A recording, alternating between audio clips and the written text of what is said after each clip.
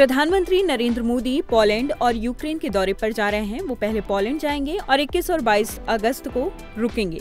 इसके बाद 23 अगस्त को यूक्रेन का दौरा करेंगे।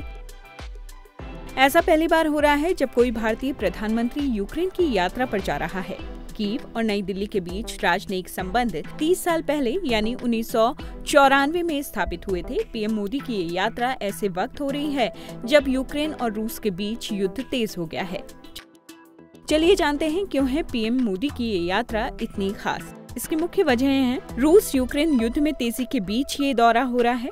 पिछले महीने मॉस्को में पुतिन से मिले थे प्रधानमंत्री नरेंद्र मोदी और अब यूक्रेन के राष्ट्रपति से उनकी मुलाकात होने वाली है। इसलिए दुनिया भर की नजरें उन पर टिकी हैं। यूक्रेन को युद्ध विराम में मदद की उम्मीद है। 23 अगस्त को यूक्रेन का फ्लैग डे भी है। अभी 1.5 महीने ही हुए हैं कि पीएम मोदी की रूस यात्रा हुई हो। अब वो यूक्रेन दौरे पर हैं तो दुनिया की नजरें उन पर जाहिर सी बात है टिकी हैं। चर्चा तो ये तक है कि पीएम मोदी रूस यूक्रेन युद्ध का अंत कराने की कोशिश में हैं। खबरें तो ये भी हैं कि पुतिन के साथ मुलाकात के दौरान प्रधानमंत्री नरेंद्र मोदी ने उनसे युद्ध खत्म करने को लेकर चर्चा की है, जिसे लेकर पुतिन काफी हद तक सहमत दिखे।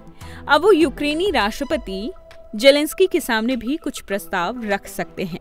इस बीच एक और अहम जानकारी आपको दे दें। यूक्रेन से पहले प्रधानमंत्री नरेंद्र मोदी 21 और 22 अगस्त को पोलैंड में होंगे और वो पोलैंड से यूक्रेन की राजधानी कीव तक ट्रेन से जाएंगे। लेकिन जिस ट्रेन पर पीएम मोदी सवार होंगे वो कोई सामान्य ट्रेन नहीं है।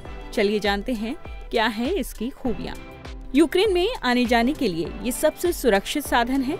ये खास डिजाइन की ट्रेन है जिसमें अमेरिका के प्रेसिडेंट जो बाइडेन, फ्रांस के राष्ट्रपति Emmanuel Macron, German chancellor Olaf Scholz भी यात्रा कर चुके हैं। इस ट्रेन का नाम रेल फोर्स 1 रखा गया, लेकिन यूं ही नहीं। यूक्रेन के रेलवे कंपनी के सीईओ अलेक्जेंडर कामिशीन का कहना है कि यह आयरन डिप्लोमेसी का प्रतिनिधित्व करता है। ये सिर्फ एक सवारी नहीं, एक स्टेटमेंट है। ट्रेन फोर्स 1 का इंटीरियर भी काफी हैवी है। काम और आराम के लिए जरूरी सभी चीजों से सुसज्जित लकड़ी के पैनल वाले केबिन, मीटिंग के लिए एक लंबी टेबल, आराम करने के लिए एक सोफा, दीवार पर एक टीवी और यहाँ तक कि आराम से सोने तक के इंतजाम इस ट्रेन में है। इलेक्ट्रिक की जगह डीजल इंजन लगाया गया है ताकि रूसी हमलों की वजह से पावर ग्रिड को अगर कुछ हो भी जाए तो ट्रेन चलती रहे।